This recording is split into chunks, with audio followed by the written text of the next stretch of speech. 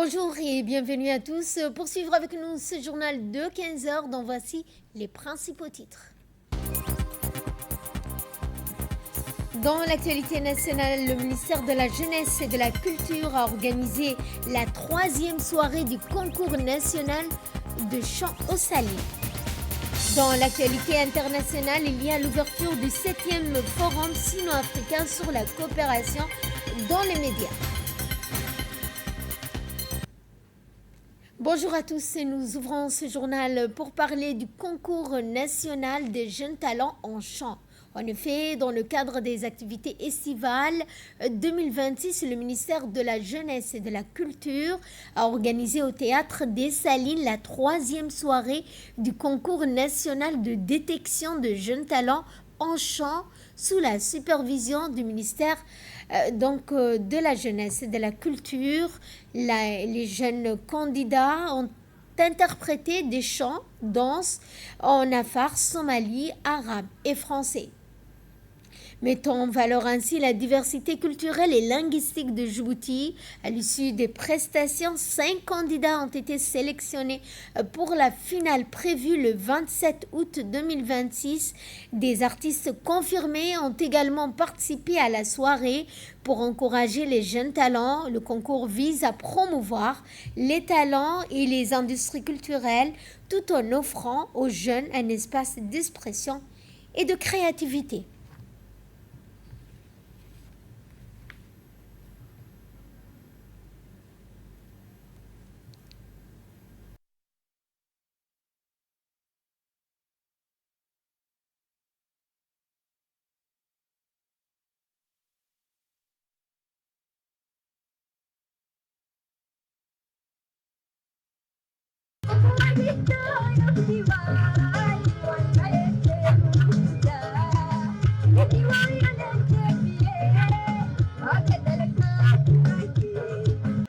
calankagu waa hibo sharafkugu hagoogane ciiddaadu waa hodan cabku ha qabeeshe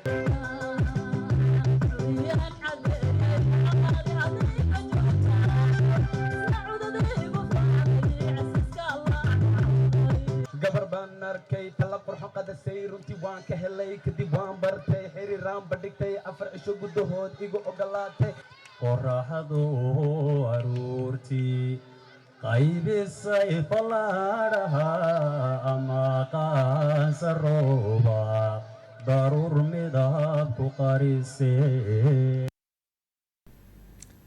Dans le reste de l'actualité, il y a la clôture à Demirjoug des compétitions sportives estivales.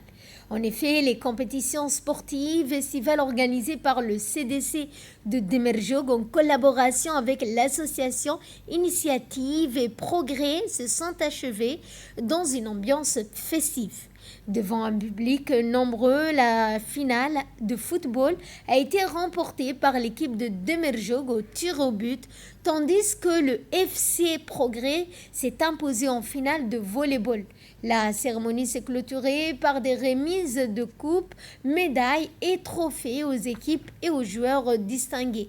Les autorités ont salué la mobilisation des participants, des organisateurs, soulignant l'importance de ces activités dans le renforcement de la cohésion sociale et de la convivialité.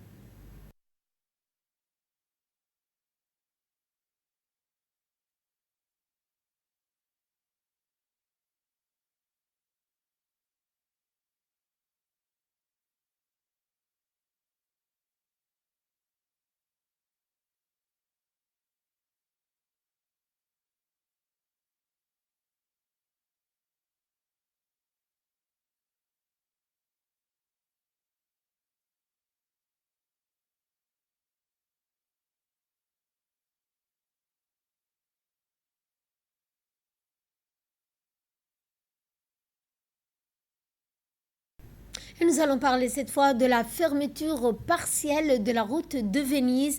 La fermeture partielle de la route de Venise a débuté vendredi 21 août entre le rond-point d'Ambouli et les feux tricolores de la Palmeraie. Cette mesure s'inscrit dans le cadre des travaux de réhabilitation et d'élargissement de la route prévus jusqu'au 31 décembre 2026.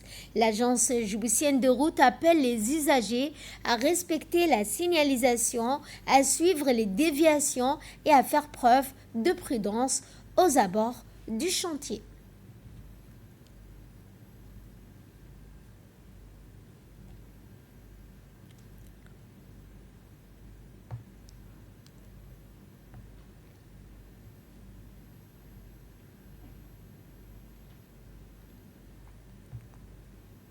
L'association Von Vandao Djibouti a organisé au complexe sportif de la cité Nassib une cérémonie de remise de grade sous l'égide du secrétariat d'État chargé des sports.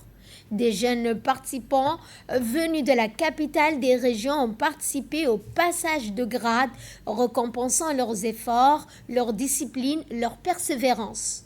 Le président de l'association, Moussafa Mohamed, a salué l'engagement des clubs, le soutien des parents ainsi que l'accompagnement du secrétariat d'État chargé des sports. Au-delà de la remise des grades, cette cérémonie a permis de mettre en avant les valeurs du Van Vodao, notamment le respect, le courage, la discipline et le dépassement de soi.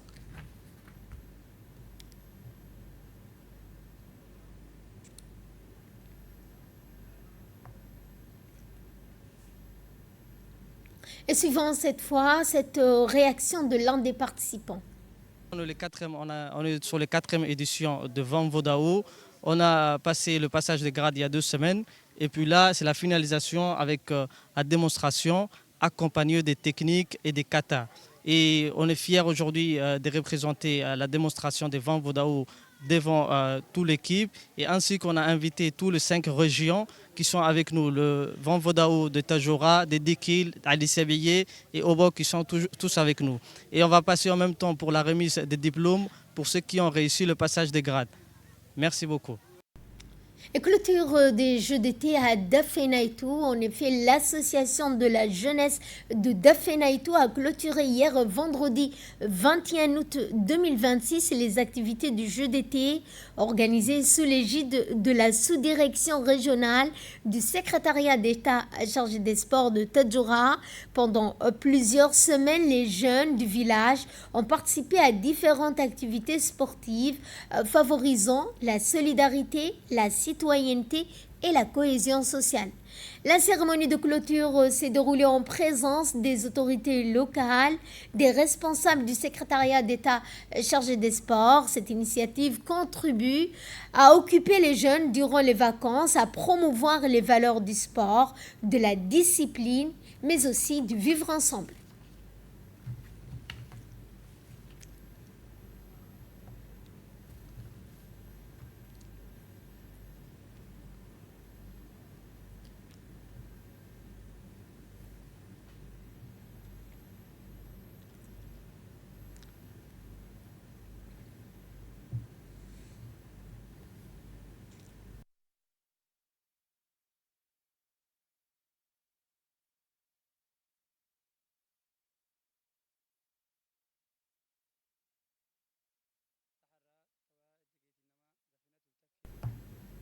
Et de là, nous passons à ce qui domine l'actualité internationale. La Somalie prévoit de déposer le 2 septembre son instrument de ratification de la ZLECAf, devenant ainsi le 50e État parti à l'accord. Le gouvernement prépare déjà sa mise en œuvre avec le soutien du secrétariat de la ZLECAf, notamment pour faciliter les exportations, les procédures douanières et l'accès au marché africain. Le secteur privé demande davantage de financement, d'accompagnement technique et d'infrastructures pour profiter pleinement de cette intégration régionale.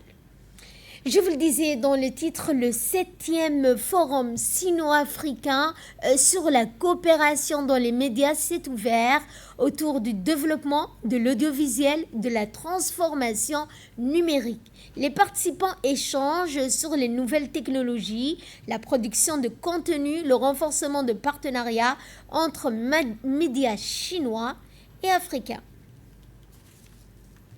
Au Nigeria, au moins 25 personnes ont été tuées, principalement des femmes et des enfants, tuées lors d'une attaque nocturne contre le village de Binper dans l'état du Plateau. Les assaillants auraient attaqué plusieurs habitations à l'aide d'armes à feu et de machettes. Les autorités craignent de nouvelles violences entre communautés dans cette région confrontée régulièrement à des conflits fonciers. Et l'épidémie d'Ebola fait rage au Congo. Elle a franchi le seuil de 2500 décès avec plus de 5000 cas confirmés. La propagation d'Ebola est aggravée par l'insécurité, les difficultés d'accès à certaines zones. Les autorités, leurs partenaires renforcent la surveillance, l'isolement des cas et la prise en charge des patients. En Cisjordanie, cette fois, des images montrent des soldats israéliens jetant des effets personnels palestiniens hors de plusieurs maisons en Qusra, en Cisjordanie occupée. L'armée israélienne a indiqué examiner les images et les circonstances des incidents. La localité reste marquée par de fortes tensions et des attaques de colons contre les Palestiniens et leurs biens. Et pour clore ce journal, nous allons en Thaïlande où de fortes pluies ont provoqué des inondations soudaines dans plusieurs zones du nord de la Thaïlande, submergeant des routes, des habitations. Plusieurs familles ont dû quitter leur maison pour rejoindre des zones plus sûres, des centres temporaires.